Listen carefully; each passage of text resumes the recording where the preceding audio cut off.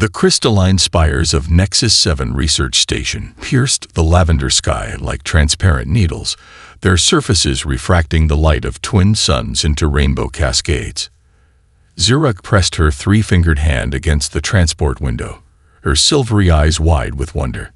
The station was even more beautiful than the promotional holograms had suggested, but her antennae quivered with a mixture of excitement and apprehension. All new researchers, please proceed to Orientation Chamber 3, the station's AI announced in a pleasant, multitonal voice that accommodated various species' hearing ranges. Zuruk gathered her courage along with her datapad and followed the holographic guidance strips along the floor. Her iridescent scales shifted colors with each step, betraying her nervous state to any observer familiar with Veldarian biology. The path led her through corridors filled with researchers from across the galaxy, some floating, some walking on various numbers of limbs, others gliding on cushions of electromagnetic energy. The orientation chamber was designed with ascending rings of seats to accommodate different atmospheric preferences. Zuruk chose a spot in the medium gravity section, settling her slim frame into a conforming chair. Around her, other new researchers arranged themselves according to their species' needs. "Welcome to Nexus 7 Research Station," began the senior administrator, a quantum mind collective that manifested as a shifting pattern of light. "Before we begin your departmental assignments, we must address safety protocols, particularly regarding our human colleague." Zuruk's scales rippled with heightened attention. She had read about humans during her preparation for this position, but actual contact with the species was rare in her sector of space. The presentation screen activated, displaying footage of a human running across varying terrains. Dr. Sarah Chen is our resident xenobiologist. While she has proven to be an excellent researcher, all new staff must understand human biological capabilities. They are persistence predators, capable of pursuing prey until exhaustion. The footage shifted to show humans solving complex mathematical equations and conducting intricate experiments. Their pattern recognition abilities and problem-solving drive can appear unsettling to many species. They will continue working on a challenge long after most rational beings would cease. A murmur rippled through the chamber. Zuruk noticed several of her fellow newcomers shifting uncomfortably in their seats. Additionally, the administrator continued, "Humans are omnivorous adapters. Their digestive system can process a wide range of organic matter, and they possess sharp teeth for rending food." The screen displayed a diagram of human dental structure, causing Zuruk's respiratory rate to increase slightly. During the subsequent break period, Zuruk found herself in the station's primary cafeteria. She was studying the automated food dispensers when she noticed a sudden hush fall over her section. Looking up, she saw her first human in person. Dr. Chen moved with an efficient grace that seemed at odds with the warnings they'd received. She operated the food dispenser with precise movements, selecting both plant-based items and synthesized proteins. Her dark hair was neatly secured away from her face, and her fingers, despite their supposedly dangerous capabilities, handled the delicate station dishware with care. Zuruk found herself fascinated by the contradiction between the orientation warnings and the calm researcher before her. When Dr. Chen turned slightly, Zuruk caught a glimpse of the human's eyes. They were alert and observant, taking in details of her surroundings with quick glances that spoke of a highly developed spatial awareness. Before leaving, Dr. Chen noticed Zuruk's attention. Instead of displaying her teeth, she offered a closed-lipped smile and a small nod, a gesture that suggested she was well aware of how her species might be perceived and was choosing to be considerate. That small moment of consideration started a crack in Zuruk's preconceptions. As she watched Dr. Chen leave the cafeteria, she couldn't help but wonder what other surprises humans might hold. She looked down at her orientation materials, where human safety protocols glowed on her datapad, and felt her scientific curiosity begin to overcome her initial trepidation. The xenobiology laboratory sparkled under spectrum-calibrated lights, its transparent walls offering a stunning view of Nexus 7's perpetual aurora. Zuruk focused her attention on the microscope before her, but her peripheral vision remained fixed on the human working 3 stations away. Dr. Chen had been examining the same microscopic specimen for 3 hours without pause. Such sustained focus reminded Zirok of the orientation warnings about human persistence, yet there was something captivating about the way the scientist worked. Remarkable structure, Dr. Chen muttered to herself, her stylus dancing across her datapad as she sketched the specimen's cellular patterns. Her voice carried an undertone of genuine wonder that resonated with Zirok's own passion for discovery. The specimen was a crystal-dwelling microorganism recently discovered in the station's outer mineral formations. Its crystalline shell refracted light in complex patterns, creating microscopic light shows that seemed to respond to external stimuli. Zirok's antennae twitched as she detected a subtle change in the laboratory's atmospheric composition. The environmental controls were shifting, responding to some unseen variable. She glanced at her own specimen, then at her readings, noting with alarm that the crystal dweller's vital signs were beginning to fluctuate. "The atmospheric stabilizers are malfunctioning," announced the laboratory's monitoring system, attempting to compensate. Dr. Chen's head snapped up, her eyes narrowing as she assessed her readings. Without hesitation, she activated her station's containment field and began adjusting parameters with swift, precise movements. "The specimens are destabilizing," another researcher called out, their gelatinous form rippling with concern. Zirok watched in fascination as Dr. Chen retrieved a small device from her research kit. The human's supposedly dangerous hands moved with remarkable delicacy as she modified the device, her fingers making adjustments at a microscopic level. "It's an environmental stabilizer," Dr. Chen explained, noticing Zirok's interest. "I developed it for field research, but it should help here." Her voice was calm, controlled, despite the urgency of the situation. The human researcher moved from station to station, offering the stabilizer's protection to each specimen. When she reached Zirok's station, she took a moment to demonstrate its operation. "See this indicator?" Dr. Chen pointed with a steady finger. "It shows the crystalline resonance frequency. Match it to your specimen's natural vibration, and it should maintain stability until the main systems recover." Zirok's scales shifted to a deeper blue, indicating surprise at both the technology and the human's willingness to share it. The device itself was elegant in its simplicity, yet powerful in its application, much like its creator, she realized. As the environmental systems gradually returned to normal, Zirok found herself studying Dr. Chen with new interest. The human worked methodically to document the incident's effects on each specimen, her dedication to scientific accuracy evident in every careful measurement and observation. "Would you like to review the data together?" Dr. Chen asked, approaching Zirok's station again. "Your specimen showed some interesting adaptation patterns during the fluctuation." The invitation was unexpected but welcomed. As they analyzed the readings side by side, Zirok noticed how Dr. Chen maintained a respectful distance, mindful of Veldarian personal space customs. Her questions were insightful, focused on the science rather than any interspecies differences. Their discussion flowed naturally from the immediate data to broader theories about crystal-dwelling life forms. Dr. Chen's enthusiasm for the subject was infectious, her scientific curiosity matching Zirok's own. As the laboratory's second shift began, Zirok realized that hours had passed without a single thought about human predatory traits or safety protocols. Instead, she had discovered something far more interesting, a fellow researcher whose dedication to understanding life's mysteries transcended species boundaries. Dr. Chen's final words that day stayed with Zirok long after she returned to her quarters. "The best discoveries happen when we look past our initial assumptions to see what's really there." Morning light filtered through the canopy of Nexus 7's bioluminescent forest, creating an ethereal dance of natural and biological light. Zirok adjusted her environmental suit's settings as she followed Dr. Chen along the research team's carefully plotted path.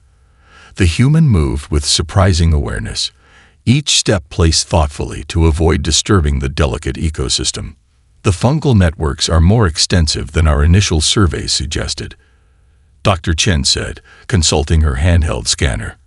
Her voice carried clearly through their suit-to-suit communication system. Look at how the mycelium structures weave through the upper branches.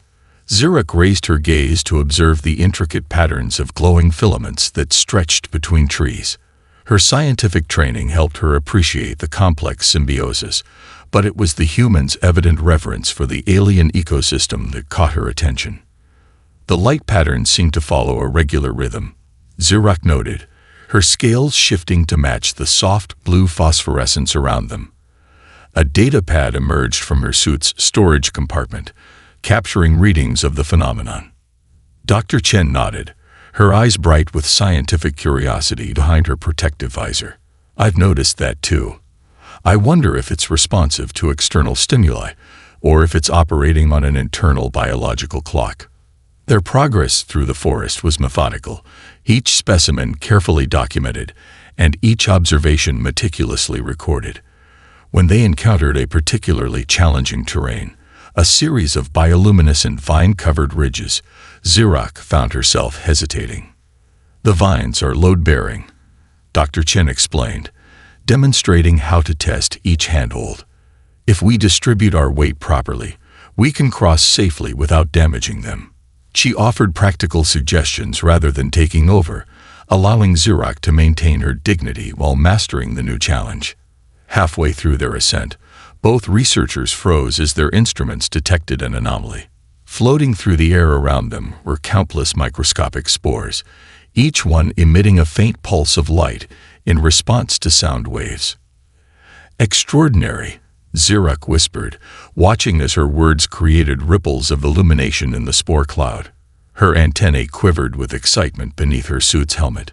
Dr. Chen was already adjusting her collection equipment, her movements precise despite her obvious enthusiasm. They're responding to specific frequency ranges, she observed, producing a small sonic emitter from her research kit. Shall we test their response patterns? The next hour passed in a blur of scientific discovery as they documented the spore's reactions to various sound frequencies.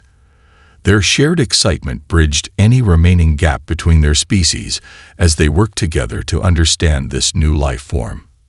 The spores seemed to use sound waves for navigation, Zurich hypothesized, correlating their movement patterns with the sonic emissions. Perhaps it's a survival mechanism for finding suitable growth environments. That would explain the complex dispersal patterns we're observing, Dr. Chen agreed, her hands moving swiftly across her datapad. We should set up long-term monitoring equipment to track their migration through the forest canopy. As they worked to position the monitoring devices, Zurich found herself appreciating the human's methodical approach. Dr. Chen's supposedly predatory nature had transformed into something else entirely, an intense focus directed toward understanding rather than dominance. The forest's bioluminescence began to intensify as the planet's twin suns descended toward the horizon. Their suit's environmental sensors detected a change in atmospheric pressure, but both researchers were too engrossed in their work to notice the darkening sky above the canopy. One more series of measurements, Dr. Chen suggested, adjusting her scanner sensitivity. These spores might represent an entirely new method of ecosystem communication. Zurich agreed, her own scientific curiosity overriding the growing discomfort from her atmospheric pressure sensors. Neither of them realized that their fascinating discovery had distracted them from the approaching storm, a decision that would soon test both their species' differences and their growing trust in ways they couldn't imagine. The first warning came as a subtle vibration through the crystalline formations surrounding the research team. Zurich's antennae detected the change in frequency moments before their suit's alert systems activated, bathing their visors in warning indicators. Atmospheric pressure dropping rapidly, the suit's AI announced. Storm system approaching from the northwestern quadrant. Dr. Chen's head snapped up from her readings, eyes scanning the canopy above. Through gaps in the bioluminescent foliage, the sky had transformed into a swirling mass of iridescent clouds, their colors shifting between deep purple and electric blue. We need to find shelter, Dr. Chen said, already packing their sensitive equipment. These storms can generate powerful resonance waves that affect the crystal formations. Her voice remained steady, but her movements carried an urgency that made Zirak's scales ripple with anxiety. The research team began their descent from the ridge, following their suits' geological surveys toward a nearby cave system. The storm's approach transformed the forest around them. Bioluminescent spores swirled in increasingly erratic patterns, their light pulses becoming rapid and irregular. The cave entrance should be 50 meters ahead, Zirak reported, consulting her navigation display. The wind had picked up, causing the crystal-laden vines to sing with an eerie rising harmony. They'd reached the cave just as the first resonance wave hit. The crystalline structures throughout the forest began to vibrate, creating a cascade of harmonics that made Zirak's environmental suit crackle with interference. The cave's entrance was lined with transparent crystal formations that sparkled despite the darkening sky. "Everyone inside," Dr. Chen directed, ushering the team deeper into the cave. "We need to get past these surface crystals before the main storm front arrives." The cave system opened into a series of chambers, their walls studded with crystals that caught and amplified the light from their suit lamps. The team made their way carefully, documenting their path to ensure a safe return once the storm passed. Then came the second resonance wave. The cave's crystals sang with increasing intensity, their frequencies building upon each other. Zirak watched in horror as fracture lines began to appear in the larger formations. "Move back," Dr. Chen shouted, but her warning came too late. The crystal nearest to Zirak shattered with a sound like breaking glass, triggering a cascade effect through the surrounding formations. The floor beneath her feet cracked, and suddenly she was sliding, tumbling into a lower chamber as crystal shards rained around her. Her suit's shield absorbed most of the impact, but when she tried to stand, she found herself separated from the others by a wall of fallen crystal. Water was seeping into the chamber through newly exposed fissures, carrying a strange electrical charge that made her suit's sensors flash with warning signals. "Zirak," Dr. Chen's voice came through her comm system, distorted but audible. "Are you injured?" "Functional," she responded, trying to keep her voice steady as she assessed her situation. "But the chamber is filling with charged water, and my suit's detecting increasing electrical activity." Through a gap in the crystal barrier, she could see Dr. Chen analyzing the blockage, the human's headlamp illuminating the obstacles between them. The water was rising faster now, creating beautiful but dangerous patterns of light as it conducted energy from the storm above. "The crystals are too unstable for the others to help clear them," Dr. Chen said, her voice tight with concentration. "But I think I see a way through. Hold position and conserve your suit's power." Zirak watched the water level rise, her suit's systems calculating how long her remaining air supply would last. The chamber had become a prison of light and energy, beautiful but lethal. Through the crystalline barrier, she could see Dr. Chen working with intense focus, and for the first time, Zirak found herself hoping that everything she'd learned about human persistence was true. Water swirled around Zirak's knees, each ripple carrying traces of bioluminescence from the storm above.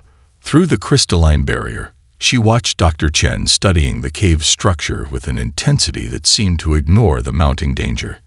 "The crystal matrix has a repeating pattern," Dr. Chen's voice came through the comm system, slightly distorted by interference. "Each section vibrates at a specific frequency."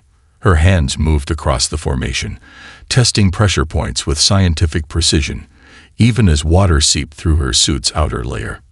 "Remaining air supply, 17 minutes, Zirak's suit helpfully announced, causing her scales to shift to a deeper shade of anxiety. The electrical charges in the water were intensifying, creating dangerous conditions for any rescue attempt. Dr. Chen activated her sonic resonator, adjusting its frequency with careful calculations. "The same principle we observed with the spores," she explained, her voice steady despite the urgency. "If we matched the crystal's natural frequency, we might be able to create a controlled breakpoint." A high-pitched tone filled the cave, making the crystals sing in response. Dr. Chen adjusted the frequency minutely, watching the vibration patterns spread through the formation. Water now reached Zirak's waist, its glow reflecting off her environmental suit. "There," Dr. Chen muttered, focusing the resonator on a specific point. The crystal began to develop a predictable fracture pattern, but the gap was still too small for either of them to pass through. Without hesitation, Dr. Chen switched off her resonator and began pulling at the weakened crystal sections with her bare hands. Her suit's gloves had been damaged by the sharp edges, but she continued working, ignoring the cuts that were becoming visible through the torn material. "Dr. Chen, your hands," Zirak started to protest, but the human shook her head. "The crystal configuration is perfect here," she said, her breathing steady despite the physical effort. "We won't get another chance at this precise pattern." She continued working, her movements becoming more efficient as she learned the crystal's breakpoints. The gap slowly widened, accompanied by the melodic sound of crystal fragments falling into the rising water. Dr. Chen's renowned human endurance was on full display as she maintained her pace, never slowing despite the obvious strain. Remaining air supply, 12 minutes. Zirak's suit chimed again. The water had reached her chest, its electrical charge making her sensors flash with increasing urgency. Finally, Dr. Chen created an opening just wide enough for someone to squeeze through. Without pausing to rest her bleeding hands, she secured a safety line and began making her way through the gap. "The charged water will be dangerous for your suit's systems," Zirak warned, watching in amazement as the human navigated the narrow passage. "Good thing I've been practicing swimming since I was 3 years old," Dr. Chen replied, her voice carrying a note of reassurance despite the situation. She moved through the electrified water with careful precision, using the crystal formations for support. Reaching Zirak's position, Dr. Chen quickly assessed the situation. "We'll need to time this carefully with the electrical surges," she explained, securing a second safety line to Zirak's suit. "Stay close to me and match my movements exactly." Together, they began making their way back through the gap. Dr. Chen's movements were deliberate and efficient, guiding them through the charged water with a combination of scientific knowledge and physical skill. When Zirak hesitated at a particularly strong electrical surge, she felt a reassuring tap on her suit's arm.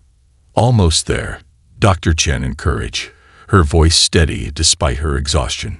Just like analyzing lab data, one step at a time, each movement building on the last.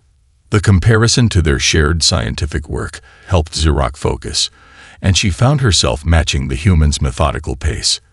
As they finally reached the safety of the upper chamber, she realized that Dr. Chen had transformed a desperate rescue into a carefully executed scientific procedure, precise, measured, and ultimately successful. The storm's resonance waves continued to shake the cave system, but in their new position, the research team had found a stable chamber far from the unstable crystal formations. Emergency lights cast a soft glow across the rocky walls as their suit systems worked to process the remaining charge from the electrified water. Dr. Chen sat cross-legged on the chamber floor, finally allowing the medical unit to treat her injured hands. The cuts weren't deep, but Zirak noticed how the human's fingers trembled slightly from exhaustion and exposure to the charged water. "The storm will pass in approximately 3 hours," the team's meteorological officer announced through their comm system. "All teams are advised to maintain current positions until atmospheric conditions stabilize." Zirak's scales had slowly returned to their normal iridescent pattern as her anxiety eased. She watched Dr. Chen accept a hydration pack from their emergency supplies, noting how the human's movements remained precise despite her fatigue. "I believe I owe you my life," Zirak said softly, her antennae dipping in a gesture of deep gratitude. "Though I must admit, I'm curious about something." Dr. Chen looked up, tilting her head in question. "What's on your mind?" "During the rescue, you mentioned swimming since age 3. Was that part of your predatory training?" Zirak asked, then immediately felt her scales flush with embarrassment at how the question sounded. To her surprise, Dr. Chen laughed, the sound warm and genuine. "Actually, it was because I wanted to study deep-sea creatures." Earth's oceans are home to some of the most fascinating life forms in our solar system. She activated her data pad's holographic display, bringing up images of Earth's marine biology. See these bioluminescent creatures. They live in ocean trenches so deep that no natural light reaches them. Humans had to develop special equipment and techniques just to study them. Zirek leaned forward, fascinated by the strange Earth creatures that shared characteristics with Nexus 7's life forms. Your species went to such lengths just to observe them. Humans have always been driven by curiosity, Dr. Chen explained, scrolling through more images. Yes, we evolved as persistence hunters, but we've channeled that same persistence into exploration and discovery. When we encounter something we don't understand, we don't give up until we figure it out. The holographic display shifted to show human researchers in protective suits, working in deep-sea environments. These scientists spend months living in underwater habitats, adapting to extreme pressure and darkness, all to understand life forms that evolved in completely different conditions from our own. Much like what you're doing here on Nexus 7, Zirek observed, beginning to understand. Dr. Chen nodded, wincing slightly as the medical unit applied a regenerative seal to her hands. Exactly. The same traits that made us successful hunters. Our endurance, adaptability, and problem-solving skills now drive us to explore and understand the universe. We're still pursuing, but what we're chasing has changed. The storm's thunder created harmonics in the cave's crystals, producing an almost musical atmosphere. Zirek found herself sharing her own stories of scientific discovery, speaking of the bioluminescent life forms she'd studied on her homeworld. That's fascinating, Dr. Chen said, her eyes lighting up at Zirek's description of crystal-based organisms. The structural similarities to what we've observed here could indicate convergent evolution across different star systems. As they exchanged theories and observations, Zirek realized that their shared passion for understanding life's mysteries had created a bridge between their species. The human's supposed predatory nature had become something entirely different in her eyes, a powerful drive for knowledge and discovery. Perhaps, Zirek suggested, her scales shifting to reflect her growing excitement, we could combine our research methods. Your persistence and my natural sensitivity to bioluminescent patterns could complement each other perfectly. Dr. Chen smiled, her expression showing genuine enthusiasm despite her exhaustion. I think we've already proven we make an excellent team. She gestured at their surroundings, where danger had been transformed into an opportunity for understanding through their cooperation. 2 weeks after the storm incident, the Xenobiology Laboratory had transformed into a hub of interspecies collaboration. Zirek's research station now sat directly adjacent to Dr. Chen's, their equipment complementing each other's specialized needs. The transparent walls still offered breathtaking views of Nexus 7's aurora, but now, they also displayed holographic models of their latest discoveries. The sonic responsive spores show remarkable similarities to deep-sea bioluminescent organisms, Dr. Chen explained to a group of junior researchers gathered around their workstation. Her hands, fully healed, moved with practiced grace through the holographic display, manipulating the 3D models of cellular structures. Zirek noticed how the young scientists, representing various species, leaned forward with genuine interest rather than the usual apprehension humans typically inspired. Dr. Chen's patient teaching style and evident passion for the subject had overcome their initial reservations. Watch the reaction pattern, Zirek added, her antennae moving in sync with the spore's light pulses as she adjusted the sonic frequency. The spores in the containment field danced with light, creating complex patterns that the humans' instruments recorded with precise detail. Their collaboration had yielded unexpected benefits. Dr. Chen's persistence in data collection complemented Zirek's natural sensitivity to bioluminescent patterns. Together, they had documented previously unnoticed behaviors in the crystal-dwelling organisms. A sudden alert from the environmental monitoring system interrupted their presentation. Several critical experiments in the adjacent laboratory were showing signs of destabilization due to an equipment malfunction. The containment fields are failing, called out a researcher from the neighboring lab. We're losing 3 months of crystal growth samples. Without hesitation, Dr. Chen rushed to help, her quick thinking and steady hands working to stabilize the failing equipment. Xerox followed, using her ability to detect subtle energy variations to identify the source of the malfunction. The power fluctuations are creating harmonic disruptions in the crystal matrices, Xerox reported, her scales shifting color as she concentrated on the readings, similar to what we observed during the storm. Dr. Chen nodded, already adapting the environmental stabilizer they developed together. If we modify the frequency to match the crystal's natural resonance, her fingers flew across the control panel, implementing their shared knowledge of crystal harmonics. The crisis passed quickly, thanks to their combined expertise. As they worked to save the endangered experiments, Xerox noticed the other researchers watching them with newfound respect. The humans' quick action and careful precision had shown everyone that strength could serve creation as well as destruction. Later that evening, as they documented their findings on the sonic spores, a message arrived from the Galactic Science Council. Their joint research paper had been accepted for publication in the prestigious Xenobiology journal. They're particularly interested in our methodology, Dr. Chen said, reading through the acceptance note. Apparently, our combination of human persistence and Eldarian sensory perception offers a new model for interspecies research collaboration. Xerox's scales rippled with pride as she reviewed their work. The paper detailed not only their discoveries about the spores, but also included their observations about crystal harmonics from the cave incident. They had transformed a near disaster into groundbreaking research. We should expand the study, Xerox suggested, bringing up a map of unexplored regions in Nexus 7's bioluminescent forests. There might be other organisms using sonic communication that we haven't discovered yet. Dr. Chen smiled, already reaching for her field equipment. I'll start modifying our sensors to cover a broader frequency range. Your sensitivity to energy patterns could help us identify subtle variations we might otherwise miss.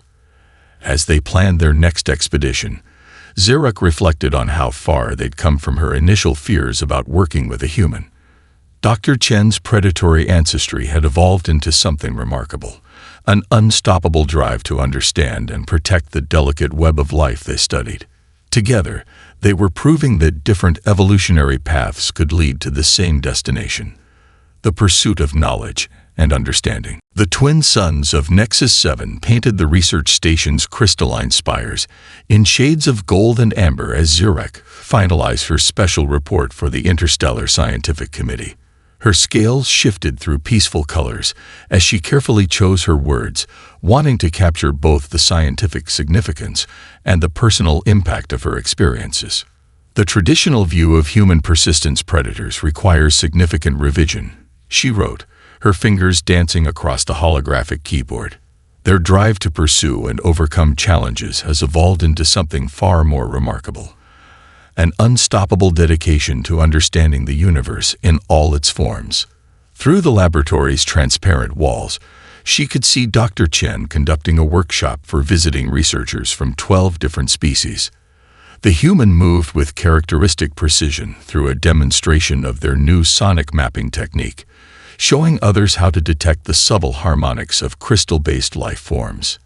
Their supposed predatory traits, Xerox continued, served the scientific community in unexpected ways. Human endurance translates into meticulous data collection.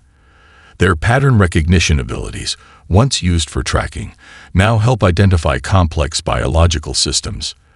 Their adaptability enables them to thrive in research environments across the galaxy. The workshop participants gathered around a containment field holding their latest discovery: a complex crystal structure that acted as a natural communications hub for the bioluminescent spores. One of the visiting scientists, initially hesitant around the human instructor, now leaned forward eagerly as Dr. Chen explained the delicate process of frequency mapping. Xerox paused her writing to watch the interaction, remembering her own journey from fear to understanding. In the 3 months since the cave incident, their research had expanded beyond simple documentation into groundbreaking territory. Their paper on sonic responsive bioluminescence had sparked a new field of study, with research teams across the galaxy adapting their methodology. Perhaps most significantly, she typed, humans demonstrate an extraordinary capacity for gentle precision. The same hands capable of great strength can manipulate microscopic life forms with incredible delicacy. Their intense focus, rather than being threatening, creates an environment where careful observation and patient study flourish. The station's communication system chimed softly, announcing the arrival of new research data from the forest observation posts. Dr. Chen caught Xerox's eye through the glass and smiled, holding up a data pad showing promising readings from their latest experiment. The success of our human-Veldarian research partnership, Xerox wrote, suggests that our preconceptions about species traits may limit our scientific potential. When we look past our evolutionary differences, we discover that diverse approaches to understanding life can complement and enhance each other. She attached their latest research results, including detailed Hall recordings of the crystal harmonics and spore communication patterns they documented. The data told a story of discovery made possible by combining human persistence with Veldarian sensory capabilities. As we prepare for our next major expedition, she concluded, I find myself grateful for the storm that challenged our assumptions. In facing that crisis, we discovered that the very traits we once feared in humans, their relentless drive, their physical capabilities, their problem-solving intensity, make them invaluable allies in scientific discovery. Dr. Chen entered the laboratory as Xerox finished her report, carrying fresh samples from the forest monitoring stations. The new growth patterns are fascinating, she said, her eyes bright with characteristic enthusiasm, ready to map another mystery. Xerox's scales rippled with anticipation as she saved her report and moved to join her research partner. Together, they began analyzing the samples, their different perspectives combining to reveal new layers of understanding about Nexus 7's complex ecosystem.